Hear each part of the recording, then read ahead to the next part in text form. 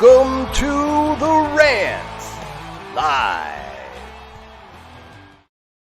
Welcome to the Rant Live. We are live on Thursday, October 21st, just a few days away from one of my favorite holidays, Halloween, and definitely my favorite time of year because in Arizona, like I've got my door open right now and it's really nice outside. Like the highs are like in the mid 80s.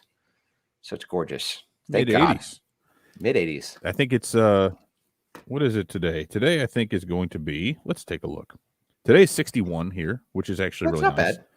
No, it's great. And yesterday was sunny and it was like 73-ish. And I think that the thing, like, you really notice it though, and it's the time of year where it's super nice, and then the instant the sun goes down over the horizon, it drops like 10 degrees, like immediately. And if there's any sort of a breeze, but it's like it's hoodie and shorts weather, which is what I'm wearing right now, which is what I've been wearing pretty much for the last while. I'll be in Chicago for about 12 hours or so,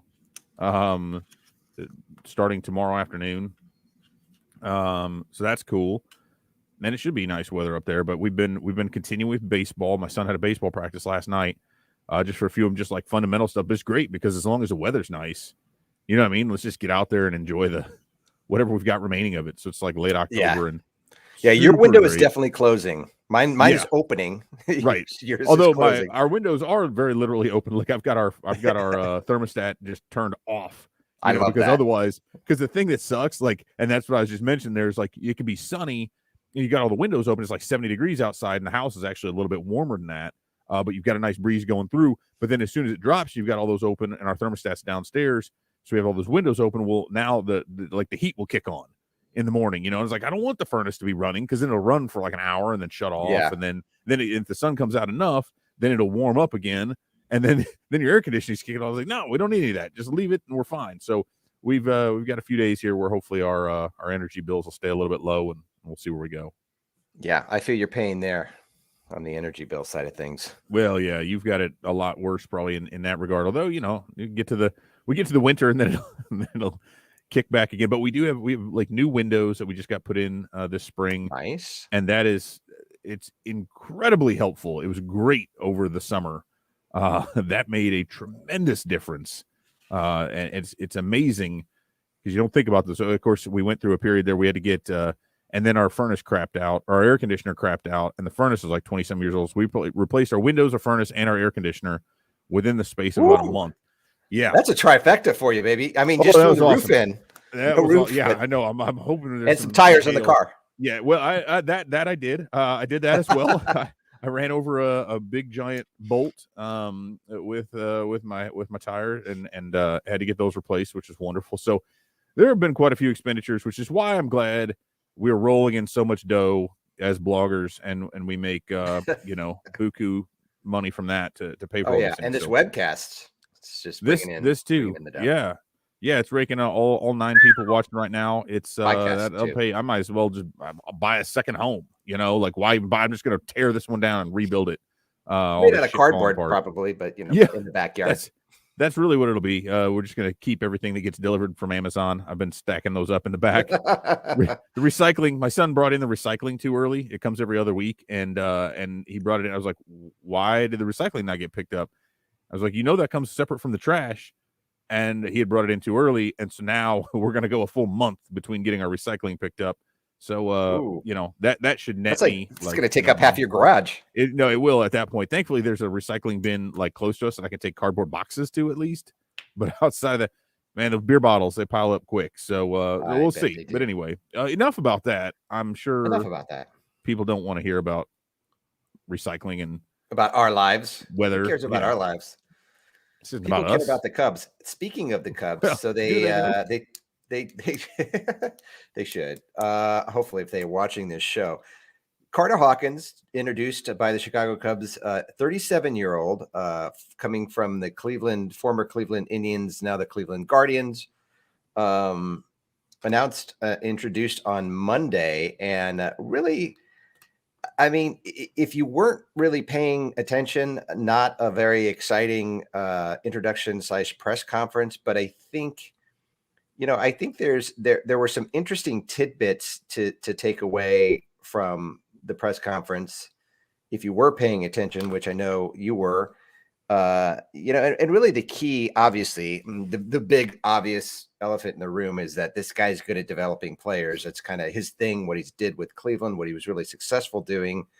And, he talked a lot about processes, which isn't very specific, but I think processes. He said processes over and over and over. And so over. It's like, yeah, if you kind of read between the lines here, like where he said there's no secret to developing pitching. And then he went on to say the Indians take available information, so information that's available to everybody in the whole world, and they synthesize that into digestible information the player and staff can get on board with. And I think to me, that was the most interesting part of what he was saying, because really he's saying there's no secret. I think what he's saying is that there is a secret, but the secret lies in how you communicate and how you take all the information you have, because everybody has access to all this information. Every major league team does. And what you do with it, not just what you do with it and how you look at it, but how do you go about getting the player to really buy into what you're trying to do? And then how do you make sure the players and the coaches are aligned? And I think that's really where the secret comes into play. Yeah, that's a part of it. Of course, it's also a tremendous indictment on the Cubs if they had to go out and get a guy to explain to them that, like, hey, you need to go take this information and figure out a way to get it to your players, you idiots. For sure. But there again, and I wrote this that we could view it as an indictment, or I think there is something, because the Cubs have had I got an itch on my ankle if it looks like it's weird that I'm shaking around here. But this is the joys of doing this thing live. But I think there's something to be said for also getting that different perspective. We've seen these little changes, right? Craig Breslow came in as the director of pitching and has now been elevated to VP of pitching and assistant GM, right? Dan Kantrovitz was brought in to oversee scouting. And so you've got somebody on the front end helping to better evaluate players. And I think we've seen from the last two drafts, the first of which Kantrovitz was involved in was truncated. It was just 5 rounds. So, a little bit difficult, but we did also see them implement already more of that process for the high ceiling type guys, right? Who had this ability. And then we've got Breslow, who's putting in a better system, the overall infrastructure from top to bottom, or bottom to top, as the case may be. And then I think bringing in someone separate who's got experience. And I think the thing with Hawkins, too, is he came up as a scouting intern. He worked in baseball ops. Now he's primarily been in development. And so you have someone, Jed Hoyer's expertise is not in development. It's in the baseball ops, right? So now you've got someone who sort of oversees that. So if you got one person who's really integral in identifying and evaluating that talent on the front end, you've got one, that would be Kantrovitz. You got Breslow, who's overseeing specifically the pitching. Justin Stone's working on the hitting side. And now you have someone in Hawkins, like Hoyer can kind of stick more to the professional side of things, or they're all professionals, but to the major league side of things, maybe in the baseball ops and some of those trades and whatever, and extensions, if those ever come about again, free agency. And Hawkins can be maybe more on, and he'll have to work those fancy extensions. Right. If those ever come about again, we may not need to worry about that. But to be able to sort of tie all those things together, I guess, and take that aspect of it off of Hoyer's plate, because it's serving as a GM / president together, he's got all of those. So it's I think it's less about, I mean, it is a new voice. It's less about giving the Cubs something they didn't have, or coming up with these brand new ideas that they never had before, and more about having someone whose specific role, or whose primary role, is to oversee development. Like, I mean, they got Matt Dory, they've got all, like, they have a lot there, but I mean, look at what, and they still need to spend money, but look at the Dodgers, right? And they're about to flame out, which is actually really nice to see, but still, they spend a lot of money, and every year one of their main guys, Dustin May, was hurt. That's killing them right now. But every year, it seems like they call up a new prospect or two who are stud rookies of the year, or candidates. Like every year they've got one of those guys. I mean, look at like Corey Seager and Cody Bellinger, and Gavin Lux is up there now, and Dustin May. I mean, you look back over the last few years, every year they bring up one of these guys. Yeah. And the Cubs don't. They had Chris Bryant. And they had 1 year where they called up 4 guys who all helped into the World Series. And then it's like, oh God, all right, this guy's hurt. Who do we have in AAA who's available to come up and throw a couple innings as a starter who hasn't been burned out? And then we can send immediately right back down. And that's really the thing, right? Is that you look at the Dodgers as a piece of shit, but still, anyway. I'm sorry. And they're a good example of, is it that they draft that much better than the Cubs? Is it that they've made trades that are that much better than the Cubs have made trades? Yes. And so all of those. I mean, you would think so, but you don't know, because there's been this failure in development within the Cubs organization for, God, going back to a real long time up in, I mean, with the exception of the Chris Bryant, Kyle Schwarber, Javier Baez kind of players that came out, and I don't even know if those guys were development as much as they were just studs. Exactly. Well, yeah, it wasn't a development thing. When they're only in the minors for a year, it's not about your development. Like Chris Bryant was he was a great high school player, but like, okay, college player of the year, minor league player of the year, rookie of the year, MVP. That had nothing to do with the Cubs development. And in fact, they held him back. They made him spend more time in the minors than he needed to. He could have come up earlier. They tried to develop him now, to do worse at developing. Now, I will say with Schwarber, there were some failings where, Baez got drafted by Hendry, but he was clearly developed through, most of the Epstein era there. You got Albert Almora, right? But there were a lot of those guys who I think the problem was the Cubs did just sort of go, hey, we're going to draft these first round bats, because look at Schwarber had to go back to the minors to do better development. Ian Happ had to go back to the minors to do some of this. So some of these guys, they rushed up. They're like, holy shit, look how good these guys are. Let's call them straight up. And then it's like the development then stopped. They were like, okay, cool, you're in the majors. Good job. Go hit. Oh, hey, you're succeeding. Neat. But there was I think the continued development or a focus on very specific things. Like they looked at Kyle Schwarber and they're like, whoa, Babe Ruth, look at this guy's hit tool.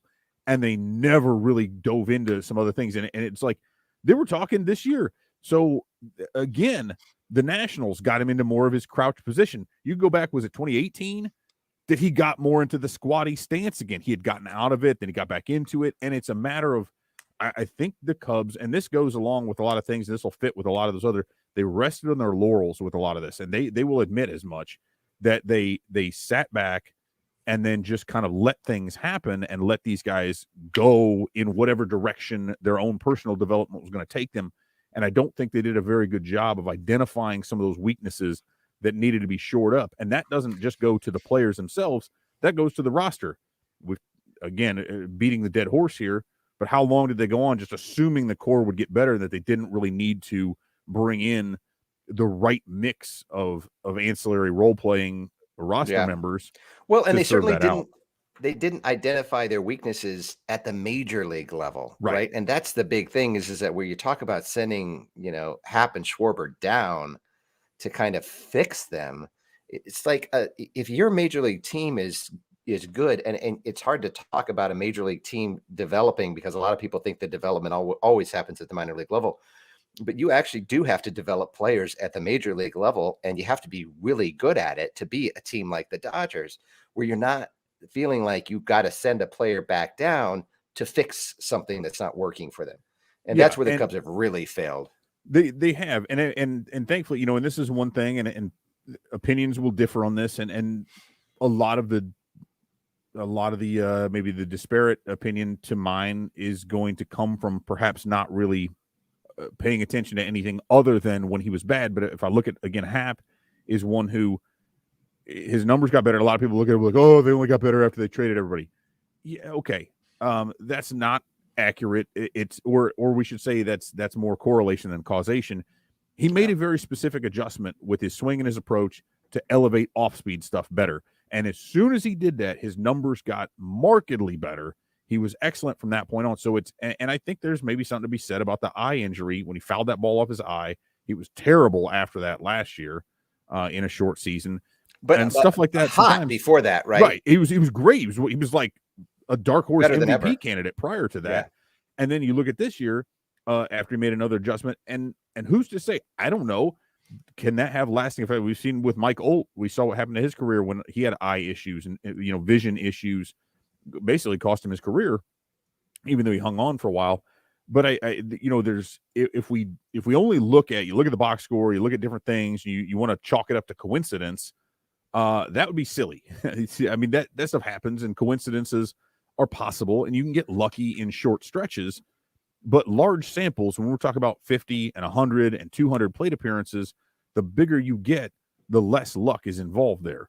But I do think the Cubs, by and large, have relied too heavily upon just kind of one aspect. And it's oversimplifying to say that, Theo and Jed just kind of like crossed their fingers and hoped everything would continue. But when you look at it, like when you zoom out far enough and you look at the 30,000-foot view, that's kind of what happened. And it was just like they kept saying, "Hey, we're going to keep run it back.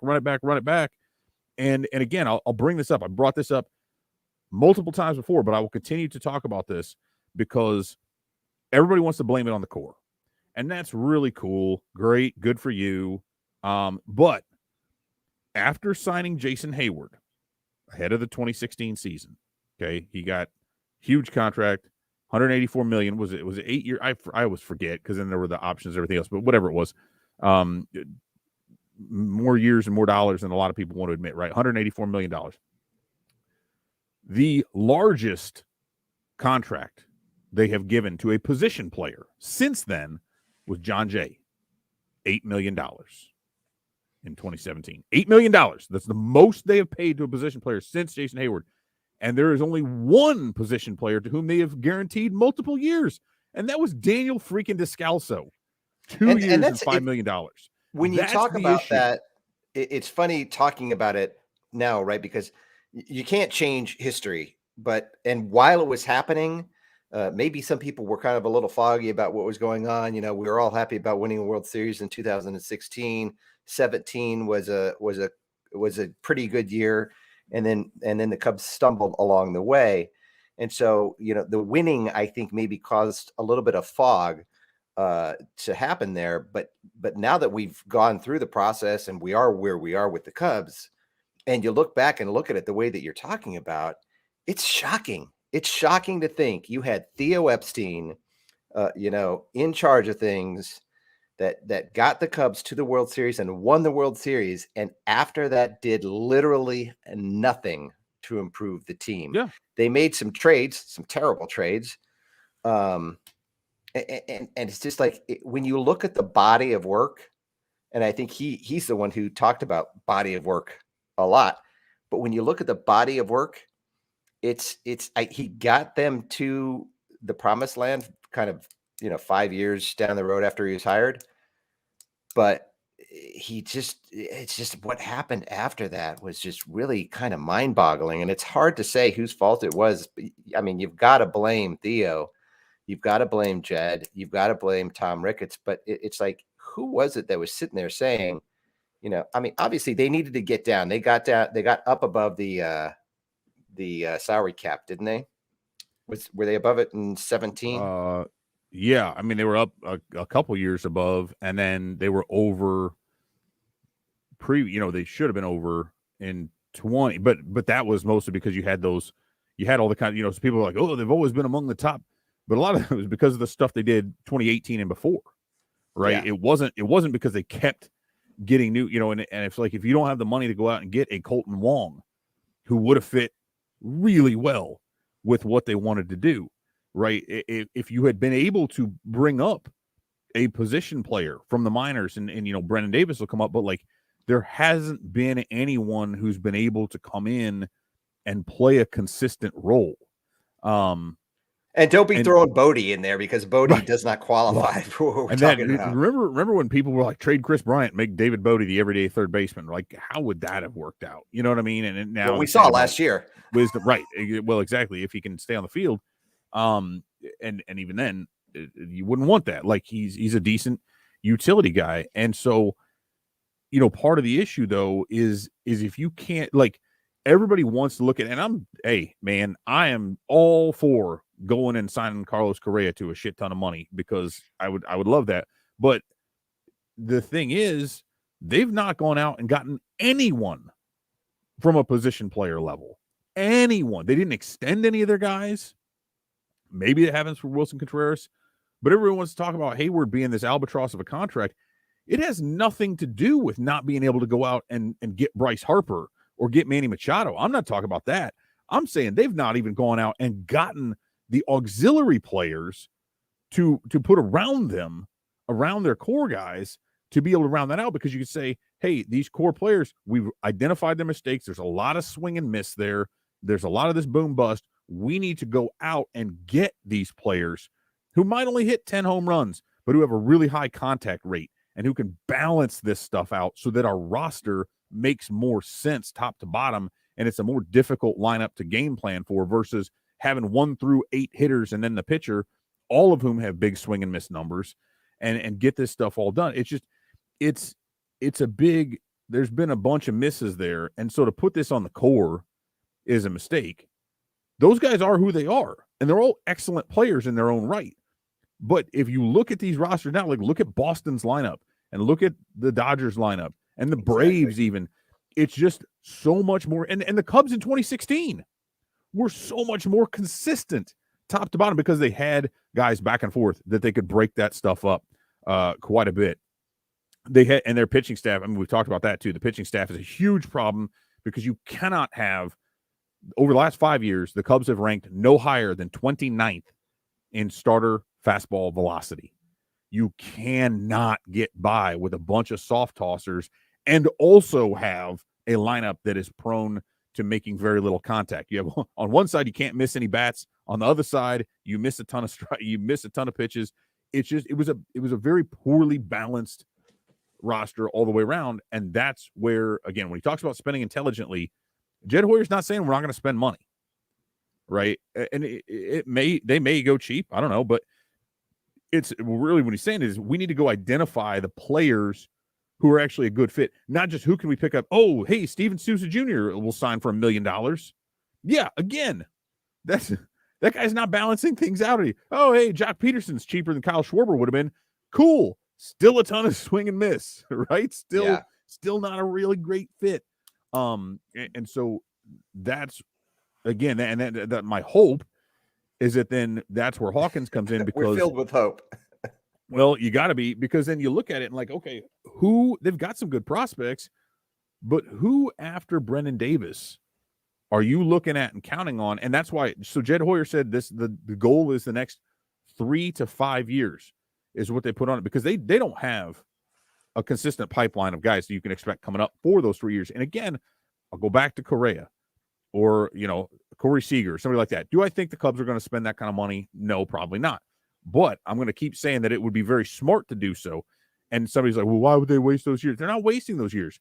Maybe one, but if they go out and spend some, even get up to $150 million on the payroll, which would still be a very low payroll for the Chicago Cubs, that's a solid team. Correa is only, 20, what is he, 29? 27. He's 27? Then, yeah, he's 27. And so, let's say 5 years. Let's say until he's 32. Say in 5 years, he starts to tail off a little bit. Cool, then you move him to second base. You move him to third base.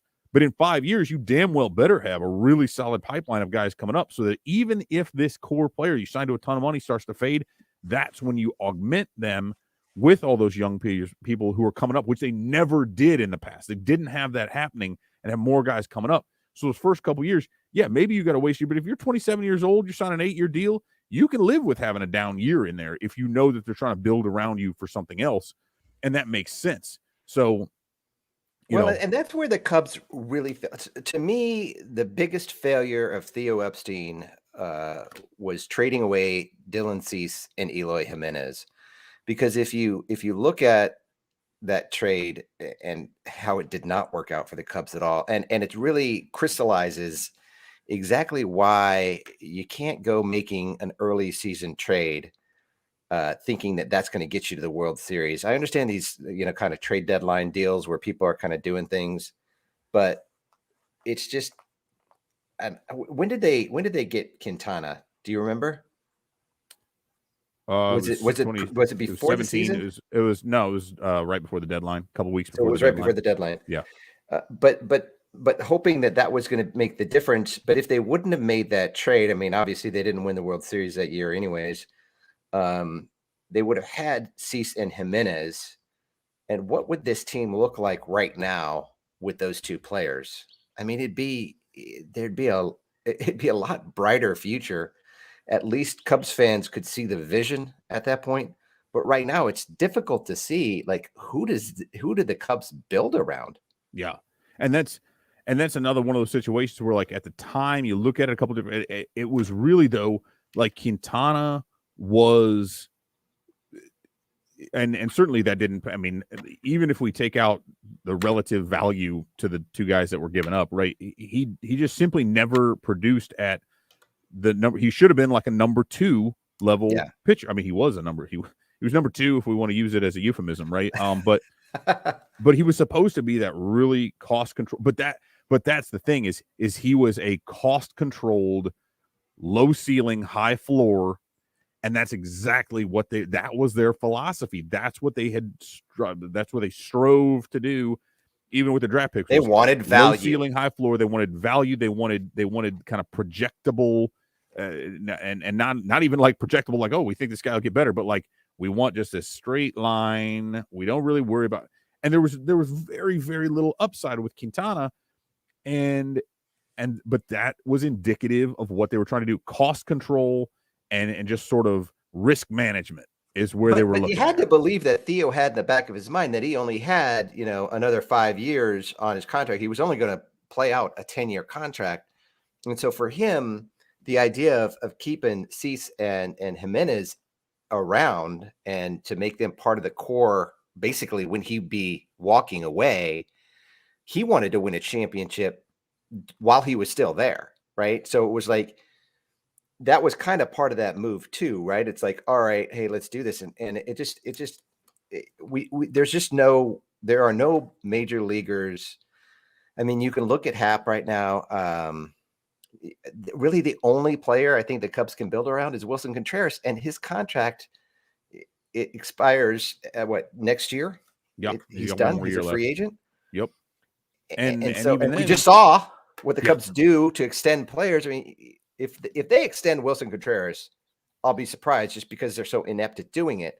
But I shouldn't be. I mean, they should absolutely get him extended this offseason. Well, they should have done it a while ago before he was so damn close to where they could have bought out multiple years of arbitration rather than having to go, because the closer you get to free agency, the less reason there is. So, if he's going to make $8 million or whatever in arbitration, but that each year of arbitration you can buy out gets you a significantly lower AAV over the haul of the extension because you're buying out and paying them way more for those ARB years than you normally would have. The closer you get to free agency, well, you're no longer buying that out. Now you're competing against what they believe their perceived value is in the free agent market. Yeah. And so they're looking at it to where they can get from that point. But the other issue, and I've brought this up every time I speak about it, is that, and certainly you can see, I mean, Yadi Molina's 39 years old or whatever, right? And he's not nearly as good as Cardinals fans think he is, but he's still very much a serviceable catcher and has been very good for a long time. But he never really relied as much on the pure athleticism as what Wilson Contreras does. And so there is a concern, internally, or at least I would imagine so, there has been with me, that there's a possible faster erosion of his skills, particularly if he's, catching more innings than anybody else because they can't keep anyone healthy behind him. Very literally. I mean, they went through like 25 catchers this year because every one of them would get hurt after a week. And so, then it becomes difficult because you're like, I think their gauge of his value long-term is probably significantly less than what his own measurement is, just because they're looking at it and saying, well, man, you're past 30. Where are you going? But who are you going to get in there? You know what I mean? Who are you going to? Amaya hasn't been healthy. He didn't, there was no 2020 season. He wasn't healthy this year.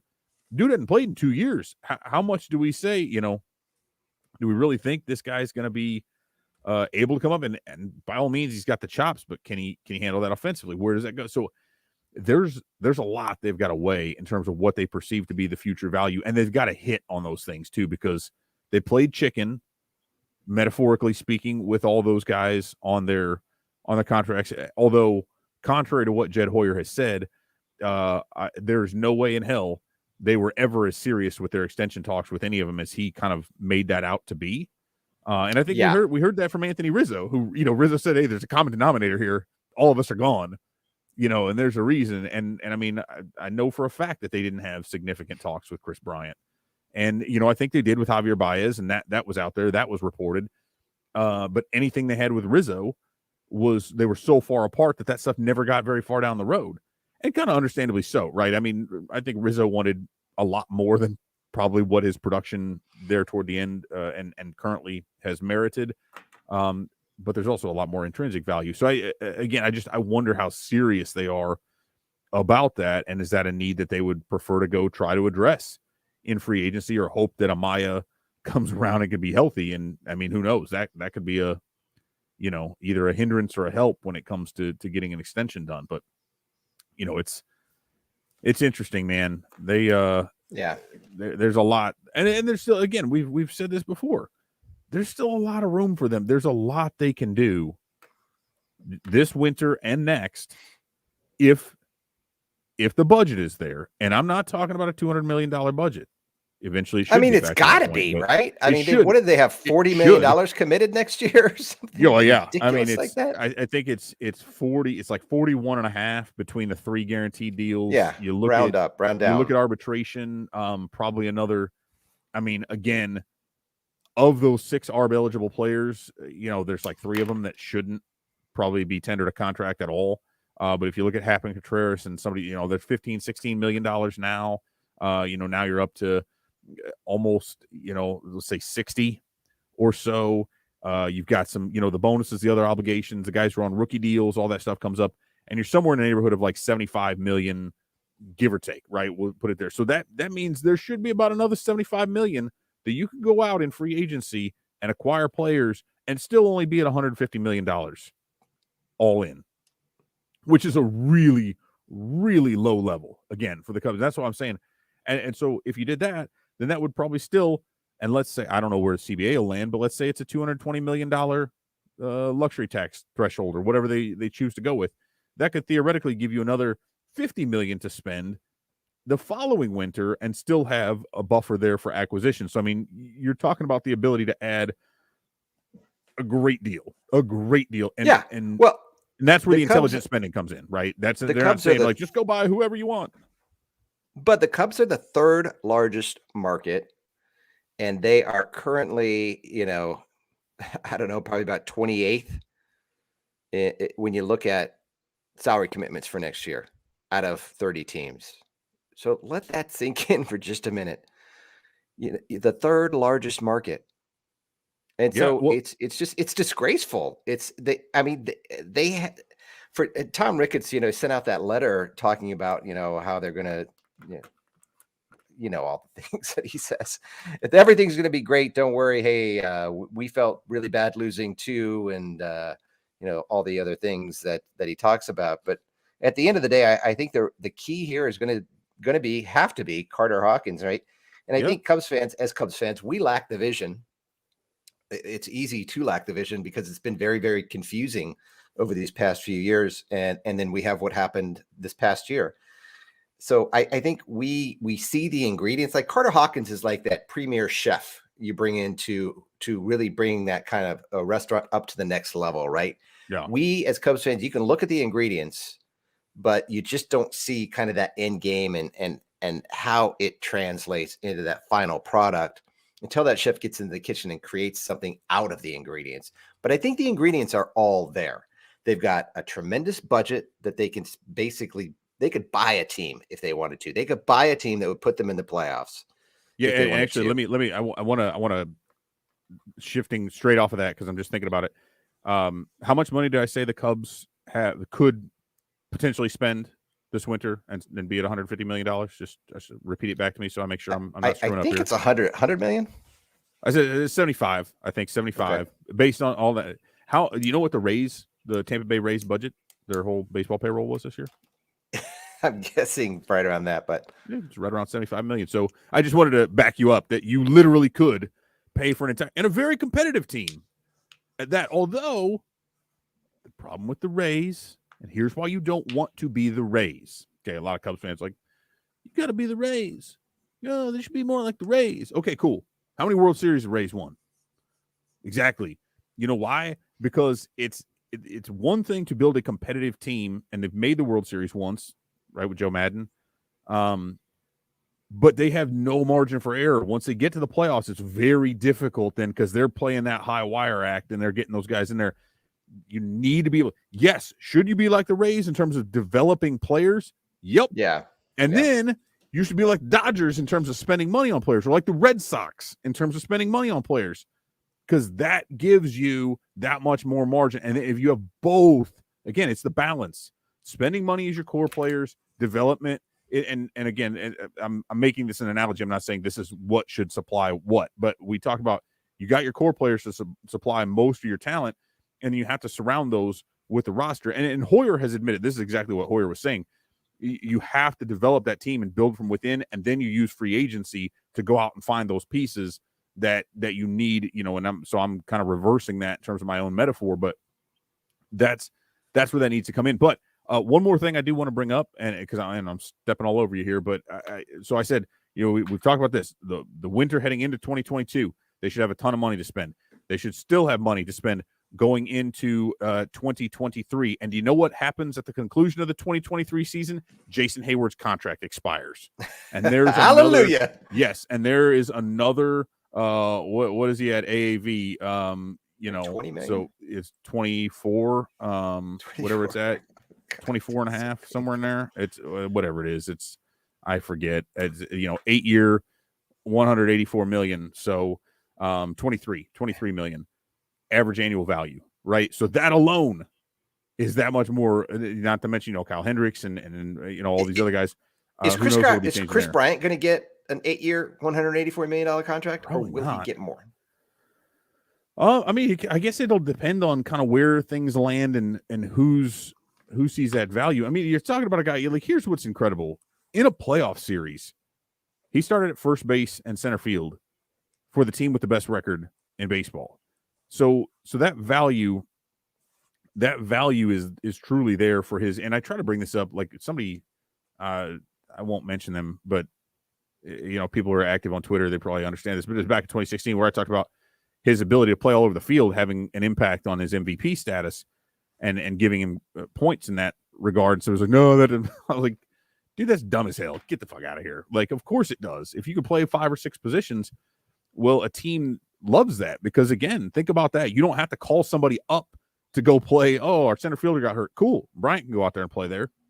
You know what I mean? Like, he can play first base. So I think it'll depend. I mean, again, I think with him, it's going to also come down to, like, who gives him a no trade clause? What kind of security does he get out of that? That's what he would have stayed in Chicago for that. You know what I mean? Yeah. So, but that's what I'm saying. I'm just trying to put how bad the Jason Hayward contract is into context. Yes. Is that we're talking about Bryant may or may not get a contract that's equal to the contract that Jason Hayward has, and compare the two players. I mean, they're not even comparable, not even in the same ballpark. And even when Jason Hayward was signed to the contract, not even in the same ballpark as where Chris Bryant is today.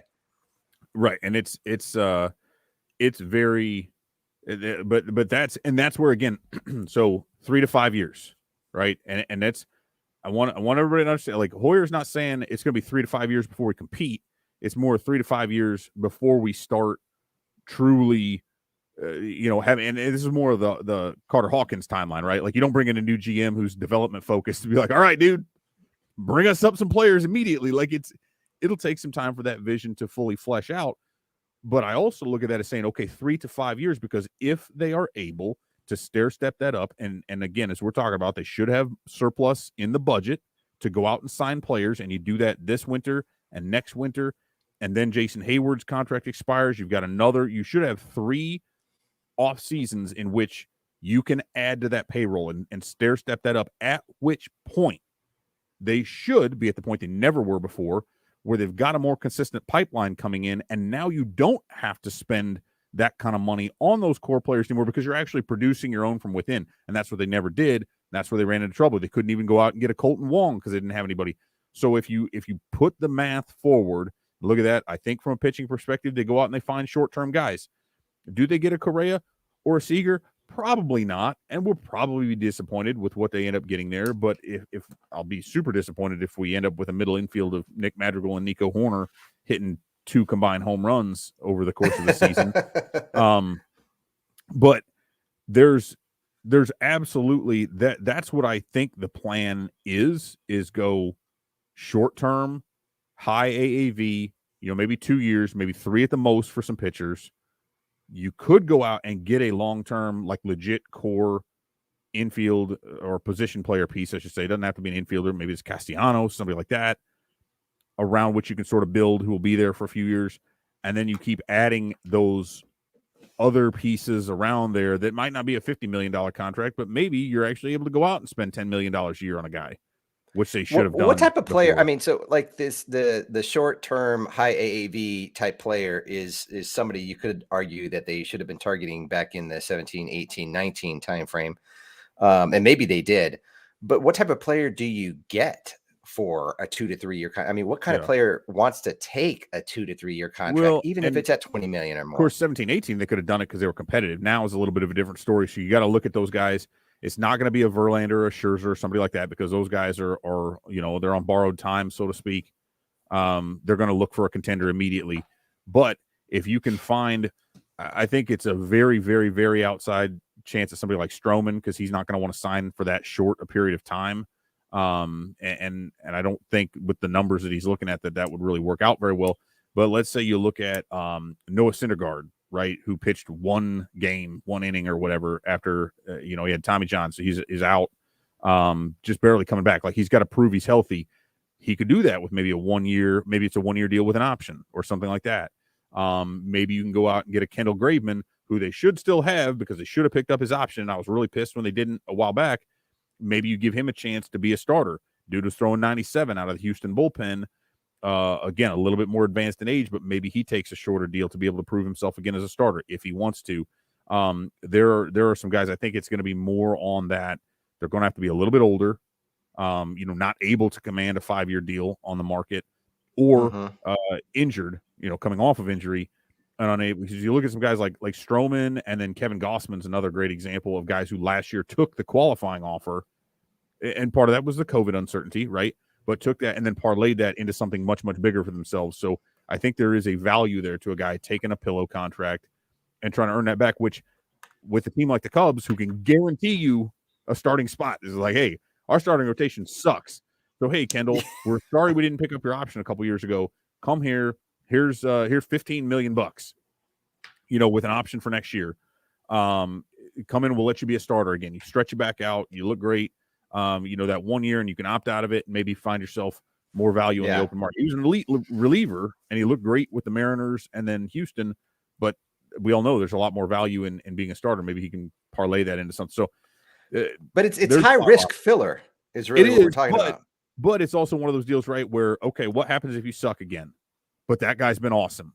Hey, guess what you can do? You flip him at the trade deadline, and then you move on because he was only going to be there for a year. Jock Peterson, whatever. I think there's some stuff like that. That they could make happen because they don't want to be locked down. I mean, that's what between, as good as he was, John Lester toward the end there had outlived the value of it. I mean, he was worth more than enough of that value of the contract for what he did early on, but then that kind of faded out. Yu Darvish had to move on from because they paid him that, but then you look at the stuff like Tyler Chatwood, they got into some trouble there, and Brandon Morrow. So they had a lot of those, but they were so dependent upon their pitching. I think that's where they look short term because there again, what is Carter Hawkins known for? Developing pitchers.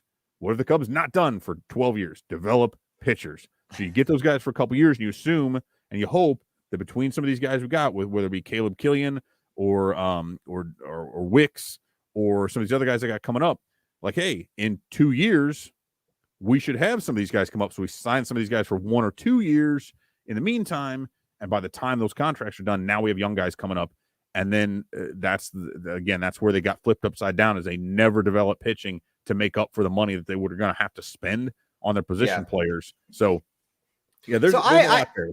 I know you said that the Cubs can be competitive next year. There's a path to competitiveness, but I just don't think they're going to take it.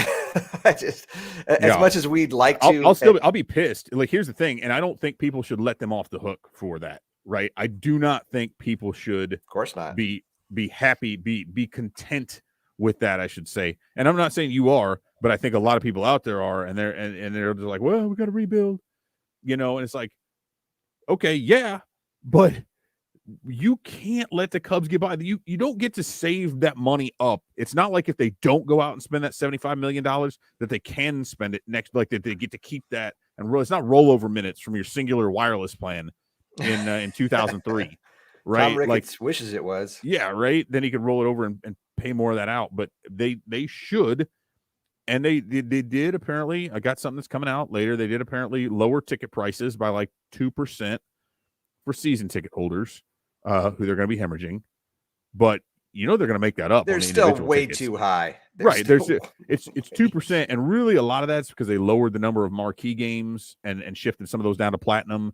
Which Gold has a few more games. It the prior year? They've done that. I think they did that last year. They'll move stuff around, and like yeah. This season, 21 season was weird, and there's not a lot of data on it because they couldn't preset that stuff because they didn't know what the season was going to look like. They didn't know if they were going to have fans, and they didn't, and it ramped up. So if you look at the November of 19 heading into 2020, which we would have thought for all intents and purposes would be a normal season at the time, if you compare the two, and that's what I had to use for comparison, but they're losing season ticket holders. I guarantee renewal rates are not nearly as good as what they would have been 3 and 4 years ago.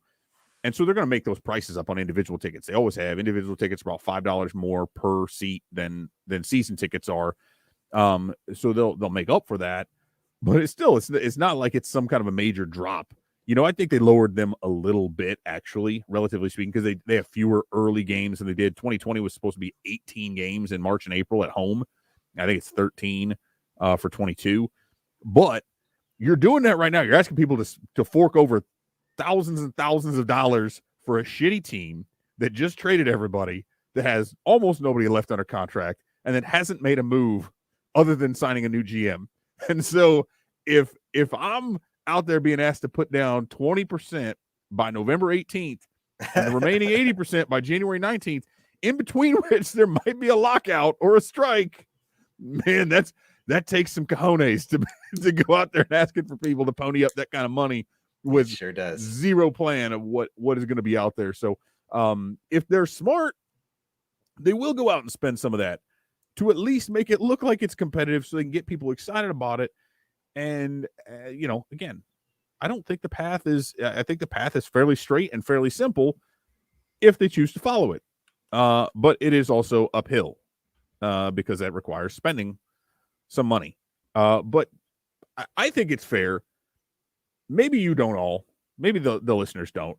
I feel like it's fair if I'm asking my season ticket holders to pay as much money as what they are, for by January 18th, a month before report dates for spring training.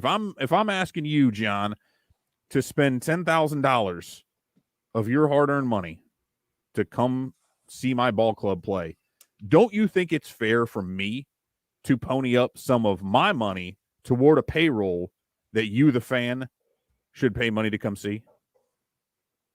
That would feel like a fair thing.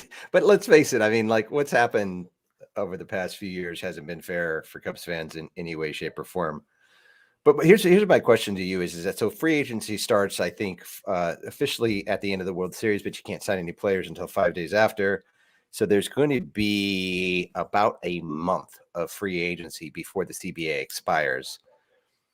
And I don't see there being any activity there before the CBA expires, but it's hard to imagine. I mean, because who's going to put out any kind? There might be some small deals, but who's going to sign a huge deal when you don't even know what the CBA is going to contain? You don't know what the luxury tax guidelines are going to be. Whether certain things will be grandfathered in, how they'll remain. I cannot. But let me ask you this question though: is that a time that the Cubs should be striking because they don't have to worry about the luxury tax? It doesn't matter. Right? Yeah. I mean, they could literally sign a player. I mean, if they're saying, "Hey, in that window, and they're looking at it this way and saying, all right, in that window, there's not going to be a lot of offers being made, but we could be one of the teams that are making the offers. And maybe you give some security to some guys like you talk about and get in there under the radar. They're going to have to sign guys either way. It doesn't matter. Yeah, I mean, I think it'll be, and of course we see this all the time where it's very rare that any of the top elite line guys get there. But if you go after that mid, and Castanos is a good example, right? Where he's very, very good, right? But he's not on par with what those shortstops are going to get because he's a little bit older than some of them, and his defense is just hot garbage to say the least. So he's a little bit limited in that capacity, but he might be a guy where it's like, hey, you love the city, there's a good relationship here. We're going to give you 5 years. Here's what it's going to be, and you got some. So I could see that happening. With somebody like that who's not on that top billing level, but who's kind of right below that a little bit. Who's and that's really who they should be going after, even if they have to sign Castellanos to a 3 to 5 year contract. I mean, those are the types of players that can at least make your team more competitive as you transition to that 3 to 5 year timeline, right? And guess what he does? He puts butts in the seats because people love that dude, and they already got his jersey, or more people would buy his jersey. I mean, that's the kind of move that is could be a business motivated type thing that people would be excited about, that could actually work over time. But and get it done before whatever happens with the CBA, because we know it's going to be a disaster, whatever it is. Get it done before that bad will starts to kind of set in, right? Like create some goodwill right after the World Series, make your fans feel kind of good about themselves. The CBA is going to bring everybody back down, but then coming out of it, at least you can look back and say, all right, hey, here's what we did. Make a couple, 2-3 moves before the CBA expires. I mean, that'd be the smart thing to do. Well, I don't know if the Cubs are going to do that, though. It's goodwill for the players too. I mean, I think it looks good because Castellanos is the kind of guy who people like to be around, I think. But could they do it? Yes, absolutely. Will they? Different story entirely. And then I do want to address something. So I'm not saying all tickets were lowered by 2%, but that's about the average. But it looks like there was a decrease across the board on all those season tickets. But same thing happened, right? If we go back to the 2020 season, as I'm discussing there, which again was a complete wash, but there was an overall decrease in ticket prices. However, overall prices went up because individual tickets are, again, as I mentioned, about $5 higher. So if you look at an average of about $50 a ticket, give or take, well, a $5 increase over season tickets, that's a $10 increase. And so even if season tickets went down 2%, but if you raise by about, you about 10% over that, well, now you've got an 8%-ish surplus in there. So it was like a 6.5% overall ticket increase. Season tickets went down. We don't know what individual tickets are going to be yet because they don't release those. They do season tickets first. So yeah, overall, like, let me be clear on this. The Cubs are not going to be hurting. Like they're not losing any money there, whatever. And the percentage of individual tickets to season tickets is probably going to increase as we go forward, if not as many people renew, and for sure the wait list, the season ticket waiting list, air quotes, because that's if you believe that thing's real, I got a ranch in Russia to sell you. I don't know, that's not a thing, but whatever. So we've got somebody here. Let's see. Is there going to be a lockout? Here we go. Will there be a lockout or work stoppage? I think there will definitely. I think for sure you're not going to have pitchers and catchers reporting on time. I'd be very surprised if spring training gets off. I mean, all we have to do is look back to what happened during the COVID stoppage and how much of a disaster that was, and how much that delayed the season from starting by at least a month or more. I mean, they could have started way before they actually did start, but they got in a fight and it was ugly, and it didn't really get resolved necessarily. And the owners kept pitching the same dollar value to the players. They moved pieces around and tried to make it appear as though they were making different offers. But at the end of the day, the dollar value, the value of the package that they were offering was the exact same every single time they changed their offer. Yeah. It's not going to be good. I'm going to be very surprised. That was absolutely what ownership wanted the entire time. They wanted to push the start of the season back as far as they possibly could, because you know what that meant? It meant paying a smaller percentage of those prorated salaries, which in the end came out to about 36%. So when you talk about and banking on the postseason, which they got extended, which they did. Yep, they got an expanded postseason. They got the full deal in, and they got all that money from that. And that's where they make most of their money when you talk about TV rights especially on a relative basis. They make so much from those rights fees that the owners absolutely drug that out as long as they possibly could, saved 64% of salaries, and got their full postseason rights. And so, yeah, they came out on top. Absolutely. And that's, this is how it works. So we'll see what happens here. I expect it to be ugly, though. I just listen, this could, I don't want to say it will. I'm not predicting this will happen, but this could lead to well into the season. Which would be really, really bad all the way around, just given what we've all had to, given the loss of the 2020 season for the most part. But the owners don't seem to lose in that situation, right? I mean, the value of their organizations continue to skyrocket. It doesn't matter. Yeah. And they're not paying anything out. They don't. Yeah, they're not paying anything it's like, out. they're not making any revenue, but it doesn't matter because they're not paying anything because they're locking those players out. So sorry, you're not getting. So and really, the players are hurt more by something like that, relatively speaking, because they don't have another. They're not sitting on just a guaranteed source of revenue. Otherwise, until that all gets back, I don't know. Lately, the rhetoric at least seems to be more positive than what maybe we would have expected. But again, I think we know better than to take any of that stuff at face value. So we'll have to see where it all ends up. It would be very, very disappointing to see it get to that, although not unexpected. One thing that I thought was interesting that I saw the other day is Major League Baseball. Not only did they tell Sinclair that they're a bunch of idiots, but they also came out and proposed this kind of in-market streaming service, which when you stop to think about it, unless I'm not thinking about it correctly, seems like it's a no-brainer and should have been something that was in place all along, which is basically just not blocking the local market teams from being able to get, like, so I have the MLB TV package, right? But on that package, I cannot watch the Diamondbacks. Why? I have no idea. Because if you think about it, like, okay, so let's say Fox Sports has the broadcast rights to the Arizona Diamondbacks here in Phoenix. They want as many people viewing that as possible. They don't want to just be limited to the cable providers that they have deals with. So why wouldn't MLB stream those? And doesn't that increase the revenue for Fox, which thereby increases the revenue as long for as they're MLB? Passing some of it through, right? Which I would imagine they have to be because they already are, and it's like, who cares if I have that package or not? Because I mean, look at the problem that was with the Dodgers when they rolled that out. Sportsnet LA wasn't available, because it's through Spectrum or whatever, and then anybody else who had Comcast couldn't get it. It was like, just as long as you're passing some of that same stuff through, hey, guess what? We'll still show the ads or whatever. If it's like, okay, if you're local, we'll show the ads instead of doing that commercial break in progress or whatever it is. If you're a local viewer and it would normally be blacked out, great, show those ads, pass that revenue on still. Give them a taste, a piece of that for whatever, if it's somebody local, and you move on as long as the cost isn't too high. Because at a certain point, then you start getting into this, like, man, we're paying for Hulu and HBO Plus and Netflix and Disney Plus, and God, now I got this other subscription in addition to. But if you don't have a cable subscription, then you maybe have some more of that. It is smart and it is hilarious that Manfred slammed Sinclair and then came up with his own. That they might be coming up with their own, although it made sense because he was like, well, what are they talking about? They got rights to like 14 teams. Like, who's going to pay for that?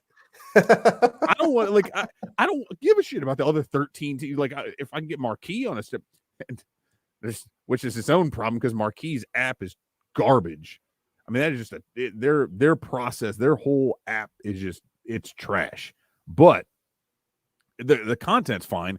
The app is highly some could argue that the content is not fine. That's true in that regard. But the functionality of the app is poor. And so, but that's one thing, like, I'm not going to pay extra for a Sinclair streaming that give me 13 other, local former Fox networks like Bally Sports Networks or whatever they are. Yeah. Just to get this. But if you can get the one team and, again, I'm blacked out of the Cubs, or if you're in Iowa and you're blacked out from like 7 different teams, it might be a good package. So we'll see. I think the only person who loses potentially in an in-market streaming service, or at least the perception might be, is the RSNs, because the RSNs are the ones that, are getting paid by the cable providers, right? If So people decided to leave their DirecTV, cable carriers, if that's the only like if you were remaining so on then they're not getting Comcast, that money from DirecTV. Xfinity, if you're in there for Xfinity, and people are dropping that because you have all they wanted was Marquee, and now they're like, oh, you don't have that anymore. Cool, I'm going to drop you. I'm going to go back to Hulu Plus because they say they have live sports, but they really don't. And then I'll buy this MLB package, and then I can have those for cheaper than my Comcast was. And now Marquee is not making, unless Marquee is making that, but that's something the cable providers, I think, would be maybe opposed to. So you got to grease the wheels, right? Everybody's got to make somebody else happy, and you got to make sure the money's there, that it makes sense. So that's what it all comes down to, right? It all comes down to money. Should be interesting to see how it plays out. But in any case, I think we've gone maybe long enough today. I would say about so. an I'd hour. say so. Yeah. Wow. I mean, there's a lot more to talk about than I kind of expected. Obviously, bringing Hawkins on is a big thing, but we'll see what develops over the next week. There is the baseball playoffs are going on. Major League Baseball playoffs everything's good there. And I don't know, Schwarber's hitting grand slams and making Cubs fans mad. Yeah, right. Although he's not, his average has not been that great. See, Schwarber's a great player. He's a great kind of like plug-in guy, right? Like he can't be the superstar, which is I think what they tried to make him out as on the Cubs. He can be the guy who's kind of like the addition to the superstars. And so that's why you're seeing him do well. Yeah, I mean, if you're not depending on him to be your main guy, then great. And I mean, he was for a while for the Nats, but it's like I think having that pressure removed actually helped him out a little bit too. And just go out and mash, dude. Play a little first base, DH, whatever. Have fun. It'll be good. Although the Red Sox looked like just trash last night. Yeah, and they have the last couple of games actually. So we'll see. It looked like they were on the verge of just running away with it, and then now they're down 3-2. Fell apart there. We'll see. So should be interesting, but we'll circle back with everybody next week. In the meantime, thanks for joining us, and you have a good weekend. Bye. See ya.